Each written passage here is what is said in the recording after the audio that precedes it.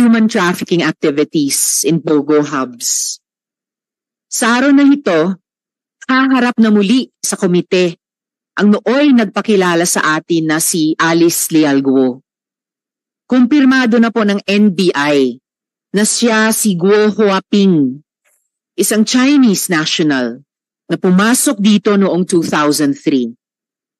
Ibig sabihin, humarap siya sa atin sa Senado at tahasang nagsinungaling.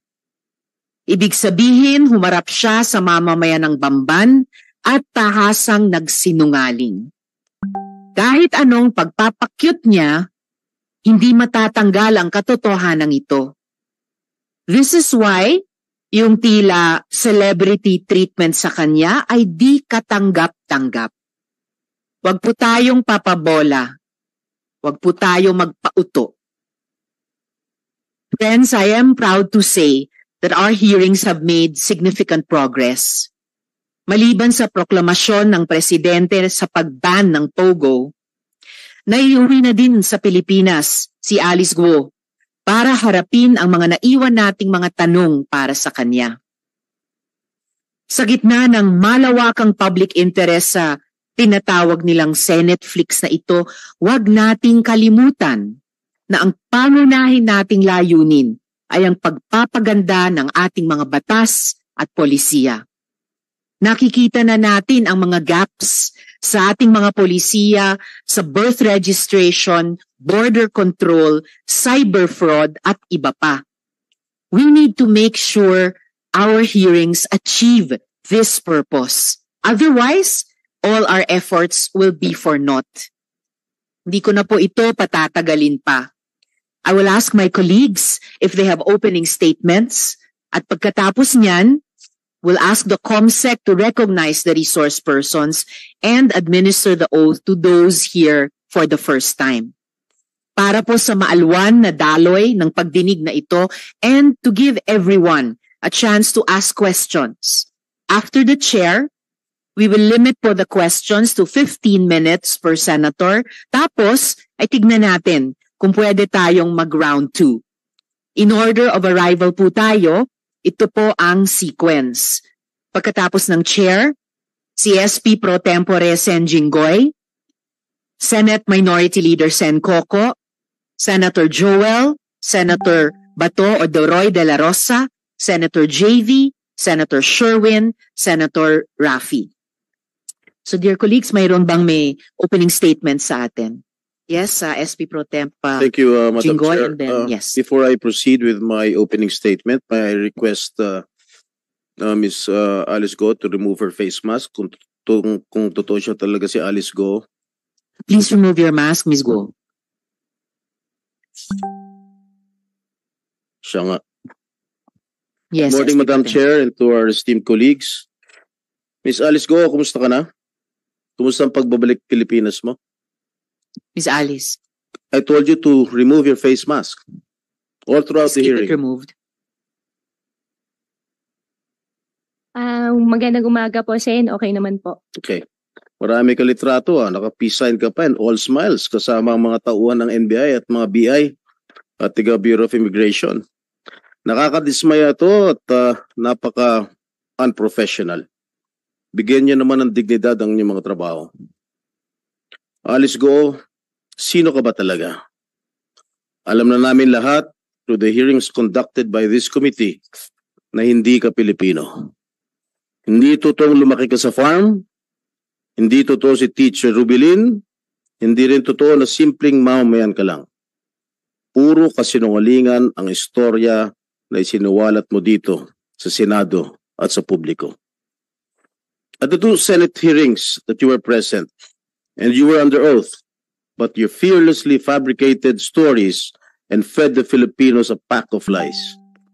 And in stark contrast to the purported image that you grew up in a farm and was only involved in hog and poultry raising, some 28 billion flowed through your bank accounts despite your companies earning meager income.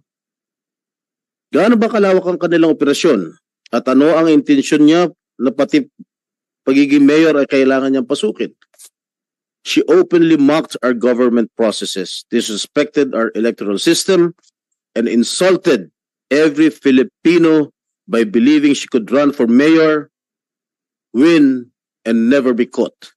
At isa pa, tungkol sa kanyang counter affidavit na sinumite sa DOJ para sa kanyang human trafficking case na submitted na for resolution noong pang August 6, hindi ba talaga nakakapagtaka na nagpanotaryo noong August 14 sa San Jose del Monte, Bulacan, maski wala na siya sa bansa. Nag-request na tanggapin ng DOJ ang kanyang counter affidavit, maski na tapos na ang deadline. Kaya naman pala pinagpipilitan ng kanyang mga abogado na nandito pa si Alice Go dahil may butas sa pagpapanotaryo. And it was all part of the narrative that Alice Go was still here. Her lawyers insisting that they were told by Alice Go that she is still here in the country despite reports that she was seen abroad. Dapat panagutin ang gumawa ng kabalustugan na ito. She must have been laughing at us, thinking she outsmarted everyone when she fled the Philippines undetected, or rather with the help of civilians and potentially even those in government. And let me just state frustratingly that the Indonesian authorities did exactly what the Philippine authorities have failed to do in 2 months with regard to her arrest. But nevertheless, I would like to commend the DILG Secretary Abalos, for a job well done and for successfully negotiating the return and bringing Alice Go back to our country. Nais natin malaman kung sino-sino ang mga tumulong kay Alice Go at sa kanyang mga kasamahan para makalabas ng Pilipinas na hindi dumaan sa tamang proseso. Certainly, we also would want to know how these Chinese nationals pretending to be Filipinos were allowed to open businesses under their names. How were they able to use Filipinos as dummies in their companies? Also, how were they able to circumvent the constitutional prohibition of limiting foreign equity to 40%. Maraming batas ang kanilang nilabag. Nararapat lamang na sila ay managot and we cannot let them get away with this. Maraming salamat po, Madam Chair. Maraming salamat din, SP Pro Tem Jinggoy. Any other colleagues with yes, Sen Joel and then Sen Sherwin? Thank you very much, Madam Chair. Magandang araw po sa ating lahat. Ang sabi ng John chapter 8 verse 32, the truth shall set us free. Isa lang po ang gusto nating lahat na malaman. Matagal na nating hinahanap. Matagal na nating hinihintay. Ito rin ang hinihintay ngayon ng sambayan ng Pilipino. Walang iba kundi ang katotohanan. Sapagkat ang katotohanan ang magpapalaya sa atin. Umabot po tayo sa araw na ito, Madam Chair, dahil bukod po sa puro hindi ko na po maalala, Your Honor, ang sagot sa atin, tinaguan pa ho tayo ni Miss Alice Go na napag-alaman nating hindi tunay na Pilipino. Alice, binastos mo at binalahura mo ang buong gobyerno, ang buong sambayan ng Pilipino. Hindi ko maintindihan kung bakit nung nahuli ka, parang walang-wala sa'yo. Na-offend po kami. Na-offend po kami. Hindi ko po alam, pero parang ang turing mo sa amin ay kaaway na. Pero ang totoo, Alice, ang totoo, kung magsasabi ka ng katotohanan, kami dito sa Senado ang totoong kakampi mo. Bibigyan ka namin muli ng pagkakataon ngayong araw na ito. Pagkakataon na isiwalat ang katotohanan. Dahil kahit ayaw mong sabihin ng katotohanan, Senado ito. Hindi ito perya. Sigurado kami na malalaman at lalabas ang katotohanan sa Senado. Kung ikaw ay tunay na Pilipino, dapat alam mo ang kasaysayan. Sa kasaysayan, ang Senado ang nagiging sandigan ng demokrasya. Ito ang nagpapalabas ng katotohanan. Pag ikaw ay nagsasabi ng katotohanan, ang Senado ang siguradong magpuprotekta sa iyo. more than any agency or institution in this country. Muli, isang bagong pagkakataon ng araw na ito, lalo para sa iyo, Alice. Sa pagsasabi mo ng katotohanan, hindi lang ikaw ang magbebenepisyo, kundi ang sambayanan. At ipapaalala ko sa iyo muli ang iyong sinumpaan dito sa Senado to tell the truth, the whole truth, and nothing but the truth.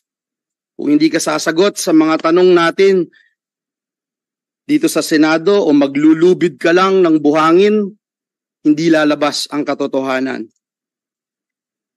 Nais nating sabihin sa ating mga kababayan ang kahalagahan ng ating ginagawa.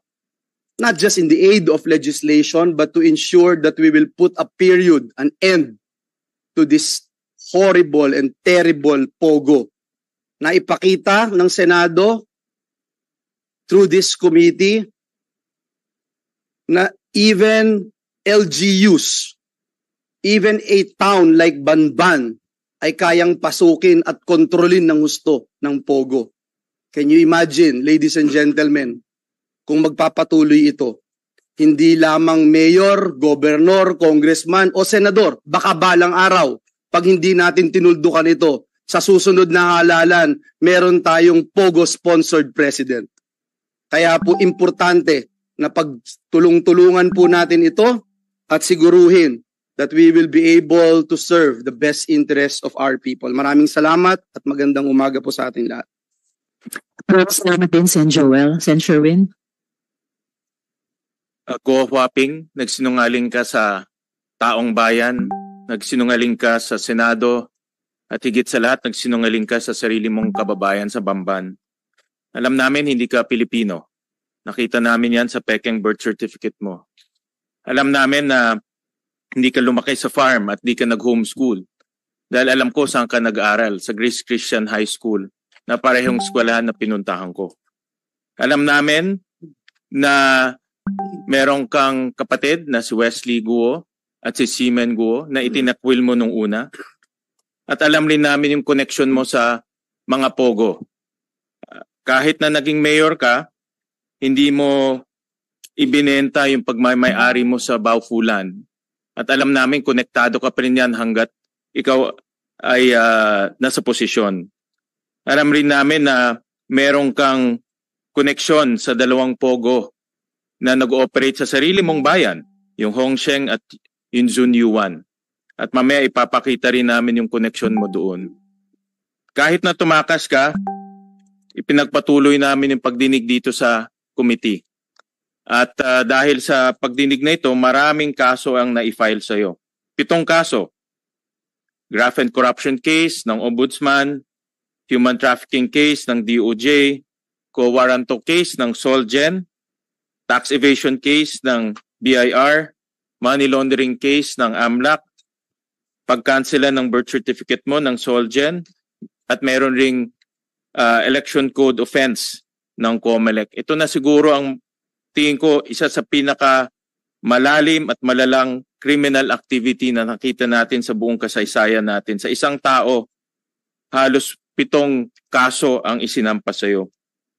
Pero alam namin hindi pa tapos itong pagdinig namin. Gusto namin malaman kung sino ang tumulong sa iyo para makatakas. Pribadong personalidad man o sa gobyerno. Gusto rin namin malaman sino pa ang mga kasabwat mo sa Pogo Hub sa Bamban. Pati na rin sa Pogo Hub sa Porac dahil nakakita na kami ng koneksyon dito sa dalawa. At gusto rin namin malaman kung sino-sino pa yung mga personalidad na tumulong sa iyo para mabuo itong mga Pogo Hub sa ating bansa. Sa gobyerno man o sa pribado. Importante na makasuhan sila at importante rin na panugutin sila. Kaya mahalaga itong hearing na ito at mahalaga na marinig namin sa iyo mismo kung sino-sino itong mga taong tumulong sa iyo para magdala ng krimen dito sa ating minamahal na bansa. Thank you very much, Madam Chairperson. Thank you very much also, Sen. Sherwin. Meron pa ba opening statements? Sen. JV and then Sen. Rafi. Madam Chair, morning po. Anyway, sa umagang ito, sabi ko nga noon, satisfied naman ako and I'd like to congratulate again the Chair and the committee for ably handling this issue. Pero sa 3 bagay lang po, Madam Chair, no? importante, unang-una, gusto natin malaman, sino ba talaga ang tunay na mga boses, no, in this web of international syndicate na pumasok dito sa ating bansa. At sana po yan ay sabihin po ni Ms. Go ngayong umaga. Pangalawa, sino, muli, nabanggit na, sino ang mga tumulong na pribado man o nasa gobyerno para siya po ay tumakas dahil hindi na po pwedeng maulit ito na tayo po ay binabastos sa sariling bansa, nakatulong ang ilang mga nasa ahensya na ating pamalan. At panghuli, ay pangatlo po ay Madam Chair, sino po ang tumulong kay Ms. Go na makapasok sa larangan ng politika hanggang siya po ay maging mayor? Baka mamaya po ay marami na humpain ang Chinese Communist Party, ang CCP. Dahil po sa ating dispute, mamaya sa iba't ibang lugar ay nakapasok na rin po pa sila. So yung tatlong bagay lang po ngayong umaga, alam ko po ay marami pa akong magtatanong, pero sana po ay masagot po ito ni Ms. Go sa umagang to. Maraming salamat. Maraming salamat din, Sen. JV. Sen. Rafi? Good morning, Madam Chair, Senator Risa Ontiveros, colleagues, resource speakers, and guests. Maraming salamat po sa pagdalo. As chairperson of the Committee on Public Service, I'm concerned about the regulation of our transport system. We provide regulations for several reasons. First, to safeguard those taking public transportation are safe and secure. Second, to ensure that those given the privilege to own and operate any form of transportation could be held liable for their actions in operating such vehicle, vessel, or aircraft. And finally, there is a need to regulate these transport systems because they could be used for criminal activities. These past weeks, namangha po tayo sa mala-action movie na kwento ni Sheila Goo. She painted for us what was probably the escape route out of the Philippines. But note, that is just probably. Hindi po tayo sigurado. We have to take her testimony with a grain of salt. For all we know, binuulan din nila yung kwentong yan doon sa farm kung saan lumaki si Miss Alice Go. Mga kwentong paglihis sa tunay na nangyayari. Based on our research and discussion with transport experts, anyone with money could have several options for exiting the Philippines. Madam Chair, may I please direct everyone to a video we prepared to give an idea of what could have happened been used by the Goos. Sen. Rafi, just for the information of the committee, ilang minuto po yung ating video? Less than a minute, Madam Chair. Thank you. Please proceed, Sen. Rafi, as part of your opening statement. Starting with the lower deck, which is where most of the action. Before we proceed, the Chair would like to acknowledge and thank the presence of the Majority Leader, Sen. Francis. Salamat po. Please proceed, Sen. Rafi. Okay, as you can see, that's the fishing vessel. At nabanggit yan ni Alice Goo. Starting with the lower deck, during which is where one of most the of the hearings, action happens. Sheila Goo, na sumakay sila sa maliit na boat, kulay puti, and then nag-transfer sa isang fishing vessel. So maaring ganun yung ginamit na roll, yung video. And then papakita po natin kung papaano na hindi na niya kailangan pang sumampa from boat to boat dahil sinek din po namin from July 1 to July 20 yung route na binanggit ni Sheila Goo ay medyo rough ang dagat, medyo maalon, habagat, kaya imposibleng basta-basta na lamang sila makapagsampa without the aid of that fishing vessel that I showed. Wala ba tayong moving? Mabilis lang.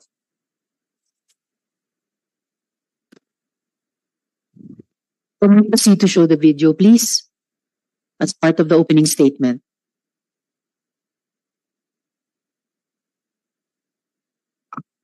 Or kung hindi pa kaya sa ngayon, Sen. Rafi, baka sa bahagi ng pagtatanong nyo mamaya. Yes.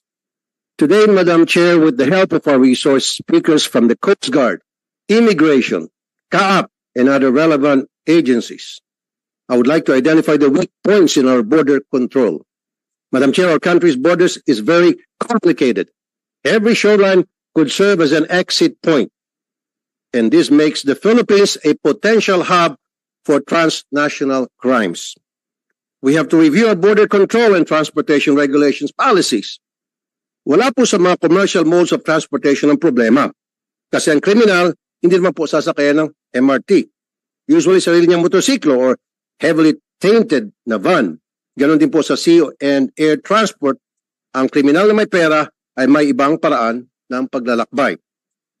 On another matter, Madam Chair, I would like also for us to look into the process and protocol in extracting fugitives in our country. This is not our first fugitive extraction. We have undergone this process before. But what was the reason why there seemed to be a different protocol with Alice Go's extraction? Yusek Raul Vasquez said that it was just an immigration-to-immigration issue. Si Alice Go, tulad ni Sheila Go at Cassandra Ong, ay hinuli ng Indonesian authorities dahil sa immigration violation. Dahil dalawang passport at hindi proper ang entry documents.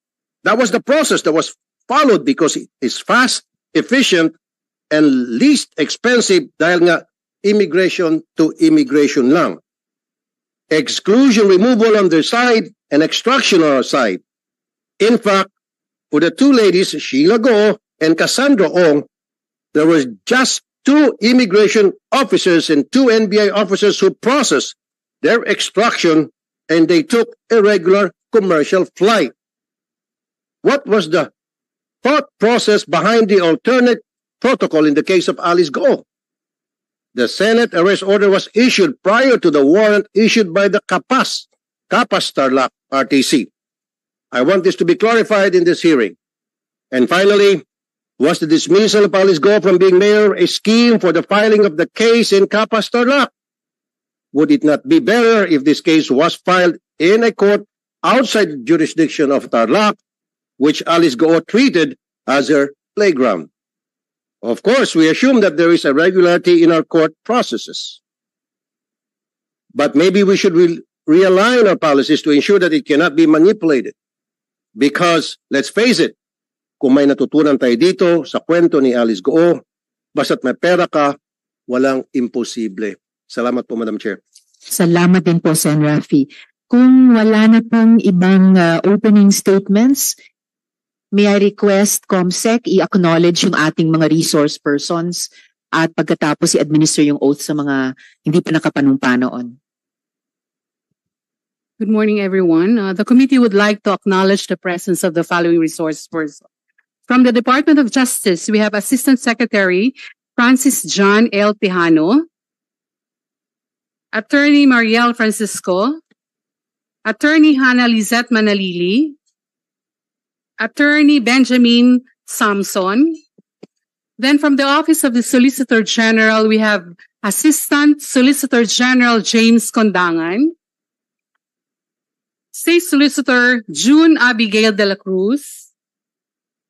Then from the National Police, Philippine National Police, we have Police Colonel Isagani Fetasanan. Okay. Then we have still from the Philippine National Police, CIDG, Police General Raul Takaka. Then from Police Colonel J. Dimaandal.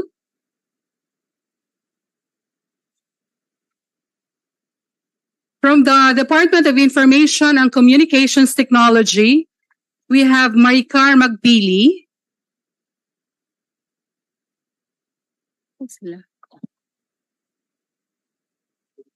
Okay, from the Department of Foreign Affairs, we have Director Lailani Feliciano, Director Von Ryan Pangwi. Then from the Department of Interior and Local Government, we have Assistant Secretary Romeo Benitez. From the Department of Transportation, we have ASEC Enrique Antonio Esquivel. From the Presidential Anti-Organized Crime Commission, we have Undersecretary Gilberto Cruz. We have Director Winston John Casio. Then from the Interagency Council Against Trafficking, we have Undersecretary Nicolas Felix T. From the Philippine Amusement and Gaming Corporation, we have a chairperson, Mr. Alejandro Tenco. Together with General Raul Villanueva, Attorney Josephine Pagdanganan, Attorney Aliyah Kumagul. Then from the Anti-Money Laundering Council, we have Attorney Adrian Arpon.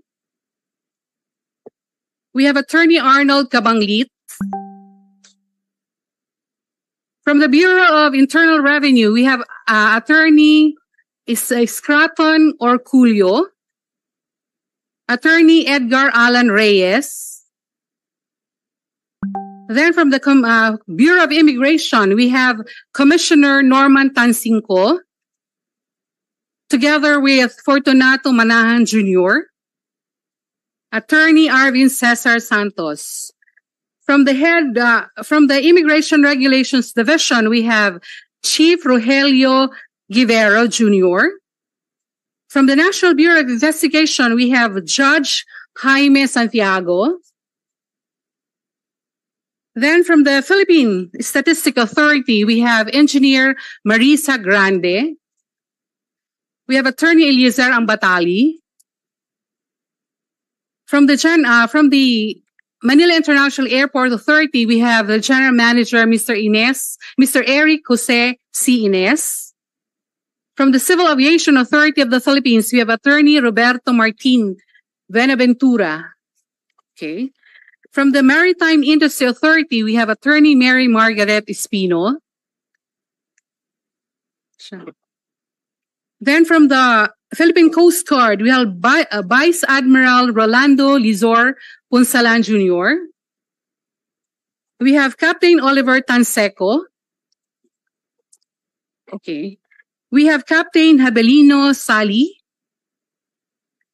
We have Commander Maria Gloria Bermido Salcedo. Okay. And then we have Bernadette Gutierrez.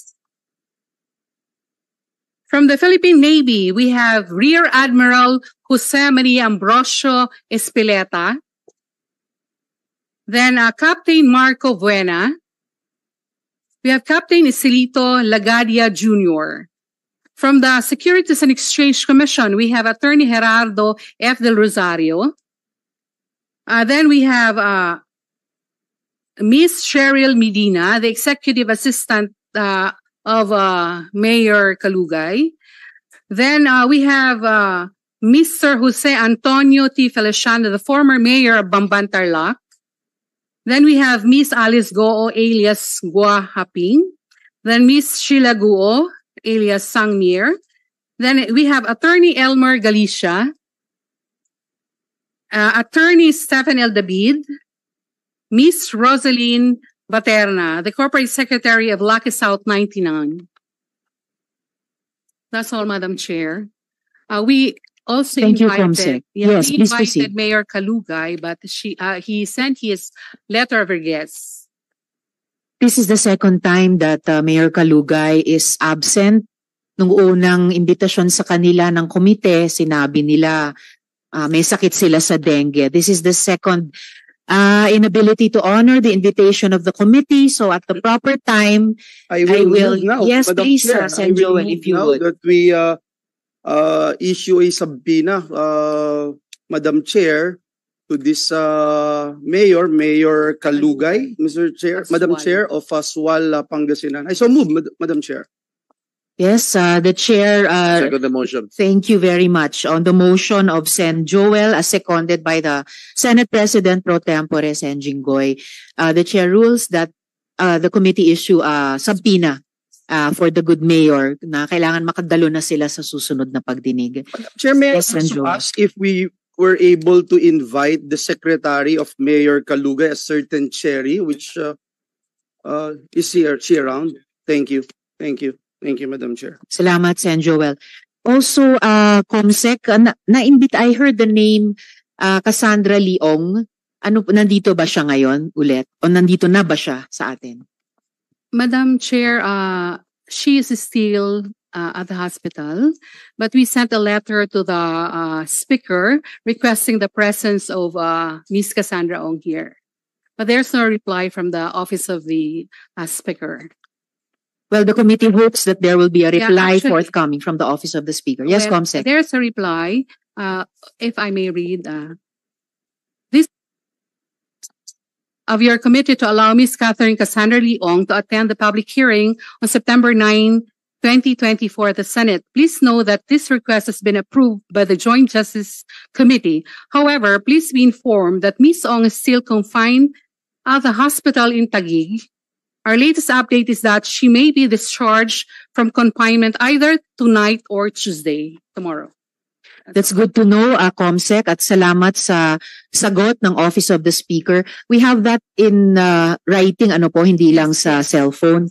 Okay po. And tamang-tama kung di-discharge na siya ngayong gabi, kasi actually ang alam natin last time, Huwebes, 2 to 3 days lamang siya pinapapahinga ng doctor ng house. So she should really be here at the next hearing. Yes, Sen. Madam Chair. Joel. Yes, Madam Chair, following the opening statements a while ago of Senator Raffy, and I think it's very important that we set the record straight when it comes to the contempt powers of the Senate, the jurisdiction in the pending court cases, and I can see two brilliant legal luminaries here on this August chamber. Madam Chair, just for the record and for the sake of clarification, is it correct that Ms. Alice Go is still under contempt for her failure to attend the two hearings of this Senate committee, June 26 and July 10 hearings? Is that an affirmative, Madam Chair? That is correct, Sen. Joel. Alice Go or Go Huaping is still subject to the citation of contempt of this committee and the Senate. So live pa rin po ito, Madam Chair. Pangalawa, yung jurisdiction, no? May we know the committee's position as to the jurisdiction and the period of imprisonment under the inherent contempt powers of the Senate, Madam Chair? Sen. Joel, those are actually among the questions that not only the chair, but I'm sure the colleagues will be raising during this hearing.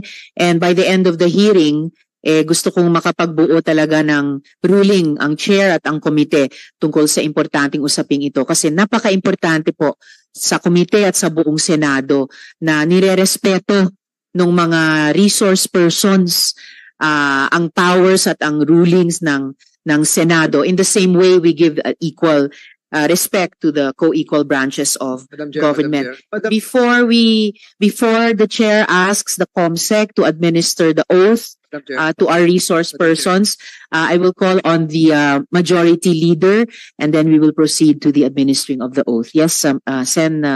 Francis. Madam Chair, good morning. Germane to the statement given by Senator Joel Villanueva, at the proper time, mamaya po, I will file a motion directing this committee to take cognizance of Ms. Alice Go at dito na muna iditini sa Senado. Thank you. I serve notice, Madam Chair. I have with me bags of jurisprudence to back up my claim. Thank you very much, Madam Chair. Majority Leader. The chair will welcome that motion at the proper time and Madam will Chair, I still have rule on it accordingly. Yes, and Joel. Thank you very much, Madam Chair, and I'd like to thank our Majority Leader for raising that up, because that is precisely what we wanted to tackle, Madam Chair, because let me just put into the records of this August chamber, the landmark case of Arnold versus Nazareno. This is a landmark case. It was stated that obedience to its process may be enforced by the Senate committee if the subject investigation before it was within the range of legitimate legislative inquiry. Accordingly, Madam Chair, as you mentioned, live yung ating contempt citation kay Alice Go. As long as there is legitimate legislative inquiry, then the inherent power of contempt by the Senate may be properly exercised. Conversely, Madam Chair, once the legislative inquiry concludes, the exercise of the inherent power of contempt ceases and there is no more genuine necessity to penalize the detained witness. I was about to ask that question, Madam Chair. before the majority leader made that statement of his intention, and it's also the intention of this representation to make a motion, Madam Chair, because the question will be, will Ms. Guo's presence here today not interfere with her pending cases in court? I would say no. And that is the position of this humble representation. And we wanted also to know the position of this committee. Madam Chair, I don't think that the mere filing of a criminal complaint before a court should not automatically bar the conduct of legislative investigation. At alam na alam ni Senator Jinggoy ito kasi yung Regis Romero II versus Senator Jinggoy Estrada, yung pong nakalagay po doon sa desisyon, the power of legislative inquiry cannot be made subordinate to a criminal or administrative investigation. And so I remain steadfast with that position, Madam Chair, and let me place it into the records that it should not that we have jurisdiction, Madam Chair. Considering also that we were the first one who issued the warrant of arrest, Madam Chair. And last but not the least, before we start, I know everyone wanted to ask questions. I wanted to raise this, and considering that we have Senator Francis Tolentino and Senator Racoco Pimentel with us here today, if you look at RA number 100660, this is an act strengthening further the functional and structural organization of the Sandigan Bayan, further amending Presidential Decree number 1606. It states there, Madam Chair, section, what's that particular section?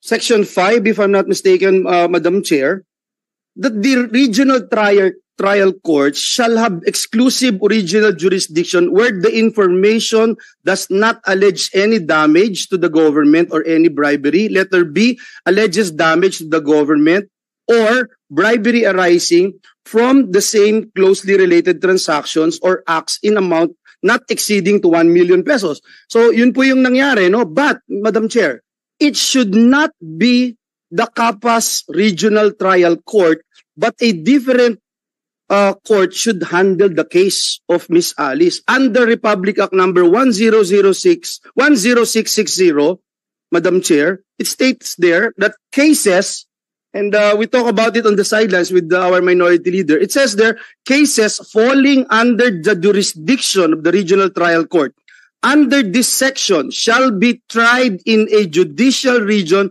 other than where the official holds office. So I submit to the wisdom of this committee, and again, wanted to put that into the records. Thank you, Madam Chair. Thank you also, Sen. Joel. Of course, that is a substantive question already. So yung tanong tungkol sa criminal jurisdiction, siguradong i-discuss pa natin mamaya ng konti sa hearing na ito. Pero mayaman na yung mga predicate na inilatag para sa motion na ihahain ni Majority Leader Sen. Francis mamaya at pati ni Sen. Joel. At gaya ng sinabi ko kanina, dahil talagang ang Senado ang unang nag-issue ng warrant kaugnay ni Alice Guo at nag-trigger ng manhunt para sa kanya, the Chair will welcome that motion, and ano pa man yung magiging ruling ng Chair, makakapag-coordinate naman at magko-coordinate kung sakali ang komiteng ito sa korte which has jurisdiction of her detention at the moment. So maraming salamat po mga kasama para dito sa ating unang round ng exchanges. Comsec, panumpain yung mga hindi pa nakapapanumpa. May I request those who have not taken their oath during the previous hearings to please stand up, raise your right hand, and repeat after me.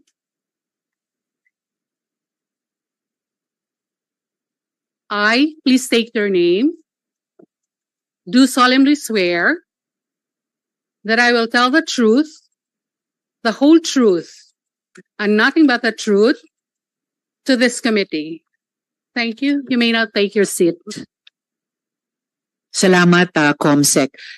Ms. Sheila, napansin ko na nagsumpa kayo ulit, hindi na sana kailangan, no? Dahil nakapagsumpa na kayo noon. But you remain under oath, so that is fine. Alright, so magsisimula ako sa mga tanong kay Ms. Alice. So after months of evading the Senate, ngayon nandito ka na. sumagot po kayo ng kompleto at makatotohanan sa aming komite. Dahil ang komite po namin, tinatratong maayos yung mga nagsasabi ng totoo sa amin at rumerespeto sa aming komite at saka sa Senado. Naintindihan niyo po yon, Miss Alice? Opo, Madam Chair. Alright. So, can you finally confirm before this committee, kayo ba si Guo Huaping? At bago niyo po i-invoke yung right against self-incrimination, hindi naman kayo yung nag-file ng inyong late registration of live birth, diba? So, you are not incriminating yourself. So, are you Guo Huaping? Madam Chair, may mga kaso na po na final po sa akin po sa court, kaya hindi ko po siya masagot po sa inyo ngayon. I don't think yung tanong ko ay may kinalaman sa kaso sa inyo, lalo na may pruweba nang na-establish ang NBI at yung isa pang ahensya, kinukumpara yung fingerprints ni Guo Huaping at fingerprints nyo bilang Alice Guo at parehong sinabi nilang magkaparehong taong ito. So, for your own sake at para sa kabatiran ng aming komite, just one last time on this very simple fundamental question. Ikaw ba si Guo Huaping? Madam Chair, hindi ko po kino-confirm at may kaso na po sa akin sinampa, sasagutin ko po sa korte po. Madam Chair, may I Yes, and Joel, one related question. Madam Chair, may I invoke? I am not going to invoke or raise a point of order, but may I invoke Section 19 of our Senate rules, which states the privilege against self-incrimination. A witness can only invoke his right or her right to self-incrimination, Madam Chair, only when a question which tends to elicit an answer that will incriminate him or her is propounded to her. However, Madam Chair, the witness or the resource person may offer to answer any question in an executive session. So I would just like to invoke that, Madam Chair, because the chairperson already stated that it will not in any way incriminate her, Madam Chair. Just to put that on record. Salamat, Sen. Joel. Exactly. So, inulit, yung sinabi ko na sa inyo kanina, di naman kayo mai-incriminate, simpleng tanong kung sino ka. And additionally, unless hihingi pa tayo ng executive session, lilipat pa kami kasama nyo sa ibang kwarto para lang masagot nyo sino ba kayo talaga or palalabasin ng chair lahat ng mga taong ito para lang mag-executive session. And and before I proceed, I just like to recognize the presence of Sen. Lauren. Salamat, Sen. Lauren, for your Good morning, Madam participation Chair. today. Good morning po. Miss Alice, gusto kong ipaalala sa'yo na ayon mismo sa Korte Suprema, in the case of Office of the Court Administrator versus you, quote, the right to self-incrimination does not prohibit legitimate inquiry in non-criminal matters. So yung tanong na, sino ka ba? Ikaw ba si Guo Huaping? Hindi yan criminal matter. Hindi yan bagay na isite kaugnay ng mga kaso. Identity questions are within the purview of the committee. The Senate has a right to know. Sino bang kausap namin? Yung talagang totoong taong akala namin or ibang tao? No? The Senate has the right to ascertain who the resource persons are, who you say that you are. Sige, i-rephrase ko na lang. Okay, do you have something to say at this point, Miss Alice? Opo, Madam Chair, ako po si Alice Guo. Well, napatunayan na po namin na hindi kayo si Alice Guo. Kayo ay totoong si Guo Huaping. Hindi lang ang komite ang umabot sa ganyang conclusion, ang NBI mismo at ang isa pang ahensya. If you insist not to answer kung kayo si Guo Huaping, i-rephrase ko yung tanong ko. Ang tatay mo ay si Guo Jianzhong at ang nanay mo ay si Lin Wenyi. Tama ba? Ang tatay ko po si Guo Jianzhong po, Madam Chair. At nanay si Lin Wenyi. Nako, Miss Alice, binabaliktad nyo na yung sinabi nyo sa isang previous hearing, no? Yung bank document na to, nililista ninyo, kasi bank document mo ito, nilista mo dito bilang nanay mo, si Lin Wenyi. So, baliktad na, pinasinungalingan mo yung sinubmit mong bank document noon sa sinabi mo ngayon na hindi mo nanay si Lin Wenyi. You were born in China, not in Tarlac. Tama po ba? Ang alam ko po, I was born in Tarlac po, Madam Chair. Ang childhood mo, mula sabihin natin 0 to 12 years old, ay sa China, tama? Kaya wala kang maalala, wala kang makwento sa amin ni isang alaala ng pagkabata mo sa Tarlac, di ba? Yes, and Lauren, for one related question. Statement. Nag-off na po siya. Pero maliwanag na nagsisinungaling kung saan siya napanganak. So, I bring that to the body. Opening pa lang, nagsisinungaling na. Alam naman nating lahat na may mga ahensya ng gobyerno na nagbigay ng mga birth certificate at inamin na nila ng PSA sa mga dayuhan at kasama siya doon. So, umpisa pa lang, ini-insist niya, pinagpipilitan niyang napanganak sa Tarlac. Wala na pong maniniwala yan. Alam na po natin yan. So, I'm just putting that on record. How can we extract the truth if the first question, wala pang ang question, ay nagsisinungaling na? Salamat, Sen. Lauren. So, thank you. At nakahanda na nga at lalong tumitiba yung ihahaing motion ni na Majority Leader at Sen. Joel Madam at the Chair. proper time. Madam Chair. Yes, Sen. Rafi, for one related question. Noong May 22 this year, hinamon ko si Alice Goo kung willing siya mag-undergo ng lie detector test. Hanggang ngayon, okay ka pa rin ba, Miss Alice Goo? Papayag ka pa ba magpa-lie detector test para malaman natin yung mga sinabi mo, ibabangga natin doon sa mga alam namin. Are you still willing? Miss Alice. Madam Chair, pwede ko po i-consult po muna. Sinong i-consult mo? Consult ko po sa lawyer po muna. Alright, you can do that during this hearing. Ay, thank you po. Balikan po namin yung tanong na iyon during this hearing. Thank Ngayon, you. Miss, yes, Senator, a related Madam Chair. question. Very related. Madam Chair, obviously itong ng basto sa Senado ay wala pa ring konsensya para magsalita ng katotohanan sa atin, Madam Chair. Yung simpleng tanong nyo kanina, Madam Chair, siya ba si Gua Huaping? Kahit po magsinungaling siya, hindi siya sumagot, kung ano-anong sabihin po niya sa atin. Madam Chair, ang NBI mismo ay nagkaroon ng fingerprints ni Alice Goo at nitong si Chinese National Gua Huaping. At in-establish po doon na match and the same person, si Gua Huaping at si Alice Goo. So ang tanong na lang siguro, Alice, ikaw ba naniniwala doon sa pagmamatch sa finger prints that match na ginawa nitong NBI na ikaw si Gua Huaping at si Alice Goo ay iisang tao? Miss Alice. Madam Chair, honestly po, hindi ko po alam kung paano po nangyari. Basta alam ko po si Alice Goo po. At pasensya na rin po kung hindi po kayo naniniwala, ako sinasabi ko, as much as possible po, gusto ko rin pong sabihin po sa inyo lahat at sa mga magiging questions nyo rin po sa akin mamaya, may consideration lang din po ako sa safety ko rin po. Well, tatanungin ko rin kayo tungkol diyang sinasabi niyong safety niyo mamaya. Pero ibig sabihin din, bawat tanong namin ngayon, dahil paiksi na yung panahon, pasara na yung window of opportunity niyo, bawat tanong namin ay pagkakataon sa'yo magsabi na ng totoo at wag nang magsinungaling sa komiteng ito. Miss Alice. Chair? Short interjection. Yes, Senator Roy, for one related question. May ask from the chair kung pwede natin ipaklaro sa kanya ano yung safety consideration na sinasabi niya para maklaro tayo kasi kung palagi siya mag-involve ng safety, hindi natin alam kung anong safety na sabi.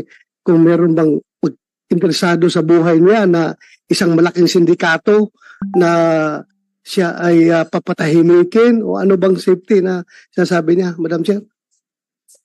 Miss Alice, tatanungin ko rin sana sa iyo yan mamaya ng konti. But briefly, simulan yung sagutin yung tanong ni Senator Roy. Ano ba yung sinasabi niyong safety na iyan? Tungkol po sa personal ko pong safety po. Okay. Ano yun? Anong threat na, anong safety? So anong threat nakikita mo? Para matulungan ka namin. Sige. May death threat po. May death threat. Sino? Hindi ko lang po may discuss po dito in public po. Why don't you discuss it in public? The people ought to know about it. May death threat po na Sino ang nagbabanta sa iyo sa buhay mo? Kung ayaw mo pang sagutin ngayon, Miss Alice, hindi kayo makakatakas sa tanong na yun. Tatanungin ko rin kayo dyan.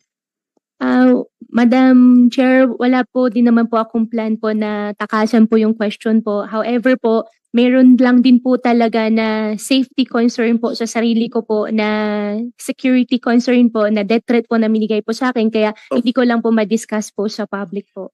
Madam, Yes, Miss Alice, nung nakita kayo ni Secretary Abalos, ang una mong sinabi kay Secretary Abalos, tulungan mo ako, Sec, may death threats ako. Sino ang nagbabanta sa iyo? Sagutin mo na ng maiksi at diretso, Miss Alice. Opo. Sen, pasensya na po, hindi ko kasi masabi po in public. Kasi nga po, may safety problem nga po ako. Madam Chair, that answer is unacceptable. As far as It's unacceptable, Senjor. Pero sasagutin na. yung committee sa kanyang safety, pag ganun. Wala namin kung binobola mo kami rito. Pagkatapos mo kaming bastusin, gaganyanin mo kami ngayon, sasagutin mo kaming ganyan, pagkatapos mo kaming bastusin, pagkatapos mo kaming takasan, sasabihin mo may death threat ka, tapos di mo masabi kung saan galing yung death threat mo. Hindi mo masabi kung dito sa Pilipinas o sa abroad. Miss Alice, pinaalalahanan kita, you never raised security concerns to the committee before. Nito na lamang na aresto ka na at ibinalat dito. Tatanungin pa rin talaga kita dun sa sinasabi mong death threats na yan, na ngayon lang namin narinig yan. Balikan ko lang muna yung kumbaga prejudicial question para sa amin, yung identity ninyo. You entered the country as Guo Huaping in 2003, correct? Ikaw ay 12 or 13 years old pa lamang noon, correct? Madam Chair, wala po akong record po niyan. Oh, speaking of records, have you ever had a Chinese passport? Ang alam ko po, Madam Chair, Filipino passport po. Filipino passport? Sa pagkaalam namin, nagkaroon ka ng Chinese passport, hindi mo lang ni-renew, nag-lapse yun. So, Alice Guo, alias Guo Huaping, Filipino ka ba? Opo, Filipino po ako, Madam Chair. Chair. Yes, and Lauren, for thank you. one related question. Since yung sinabi po nyo, kung meron siyang passport na Philippine passport, sinabi niya meron siya. Tapatin lang tayo. Sino ang nagbigay ng Philippine passport? Sino rin nag-issue ng kanyang Philippine birth certificate? Pag sinabi mo yon, we can protect you. Pag sinabi mo yung totoo, paano ka naging Pilipino, paano ka nagkaroon ng passport, then you're answering us properly, we can perhaps protect you. But if you keep on lying to us, you will sink in a web of lies. Hindi ka namin maprotektahan sa mga sindikatong naghahabol sa'yo. I suggest to answer that. How did she get her Philippine birth certificate from the PSA or the satellite office, and how she acquired her Philippine passport from the DFA? We have to find out the syndicates in the government agencies. Madam Chair. Record para sa kabatiran ng lahat. At lumabas na po ito sa mga nakaaraang paring mayroong birth certificate na nakuha through late registration of live birth, pero mismo ang PSA, I'm sure mako-confirm ito ni Engineer Grande later, Engineer Mariza, ang PSA mismo ang nagsabing irregular ang birth certificate na iyon. Kaya tinulog nila sa Office of the Solicitor General na kanselahin na ito. But apparently, habang hawak pa yung irregular birth certificate na iyon, nagamit para makakuha ng Filipino passport. Pero sa pagkaalam din ng aming komite, nagkaroon ka, Miss Alice, ng Chinese passport. Kaya sa lahat ng mga tanong na ito so far, bakit ayaw mo sumagot? Wala namang self-incriminating sa mga tanong na ito. You are only being asked, in fact, you are only being asked about your previous answers to the committee. Yung mga previous documents na sinabit mo sa mga bangko na nakuha namin. So please stop being evasive. Stop being evasive before this committee. I-flash, ayan, finlash namin ulit yung dactyloscopy report ng NBI, no? Result of examination after a thorough examination and analysis, fingerprints of Guo Huaping, Ilin, and fingerprints of Guo Alice Ilial were found identical. Opinion, NBI to, in view of the foregoing, fingerprints of Guo Huaping, Ilin, and fingerprints of Guo Alice Ilial were affixed by one and the same person. Isang tao lamang. Yung una-unang tanong ko sa inyo, pero nagsinungaling pa rin kayo. Now, once and for all, Alice Guo, alias Guo Huaping, I am giving you the opportunity to explain why you should not be cited in contempt for lying before this committee and for providing untruthful and evasive testimony. Miss Alice? Madam Chair, lumaki po ako, alam ko po ako ay isang Filipino. 1 minute suspension. Pahingi po sa mga kasama na a quick Sen. Rafi, if you will allow, I request you and all the colleagues, mag 1 minute suspension tayo, a quick discussion sa ating mga senador, kung maaari po. We are suspended for... Mabilis lang to sana, Madam Chair. Please, Sen. Rafi, and then please, we need to take a 1 minute suspension. Yes, Sen. Rafi. Malala ko yung sa previous hearings ng committee ninyo, nabanggit yung pangalan John Patrick Samson na supposed to be fixer na tumulong para ma-facilitate yung pagkakuha ng late registration, birth certificate hanggang passport ni Miss Alice Goo. Bakit hindi po natin siya inimbitahan? Salamat, Sen. Rafi. Actually, iimbitahin natin yung si John Samson sa susunod na pagdinig. Bahagi po siya ng tanong ko mamaya-maya sa ibang resource person natin. So let us... Last na po. Yes, please. Last na and before we suspend. Yung last hearing, merong sinulat si Sheila Go sa papel na sabi niya secretary. Hindi naman yun sa executive session. So pwede bang may divulge kung sino yung dalawang pangalan na sinulat na hindi nabanggit sa hearing ng mga senador? Mamaya po ay i-divulge din yung dalawang pangalang iyon, pero meron na pong isang related resource person sa dalawang iyon na nandito ngayong araw at siguradong matatanong natin. Thank you, Madam Chair. Salamat, Sen. Joel, before we suspend for 1 minute. To suspend the deliberation, and I already anticipating, Madam Chair, what is going to happen when we suspend the deliberation. And I'm just giving one chance again to Alice, Madam Chair, because this will help me decide in the as we suspend the hearing today to talk about your fate as a resource person. If it is true, Miss Alice, ako muna, Miss Alice. Miss Alice, pakinggan po ang senador. Ako muna, attorney, please. Attorney, sabi mo may death threat ka, pero ayaw mong sabihin kung saan nanggagaling yung death threat mo. Ni ayaw mong sabihin ba sa amin kung ito'y tawag o sulat o text? Kasi kung hindi ka totoong nagsasabing may death threat ka. Miss Alice. Opo, Sen, magsasabi po ako, wag lang po in public. May death threat ka ba? Meron po. Magsasabi po ako, wag lang po in public. Well, I will accept that, Madam Chair, but ang problem kasi is kung yung death threat na yan, totoo o hindi, Madam Chair, dahil ayaw talaga niya magsalita. I will yield, Madam Chair, to the wisdom of the committee. Salamat, Sen. Joel. At saka ang hirap kasi, ang dami mo nang sinabing hindi totoo eh. Tapos babalik ka dito, magsasabi ka na naman ng isang malaking kwento, pinakamalaki so far, death threat.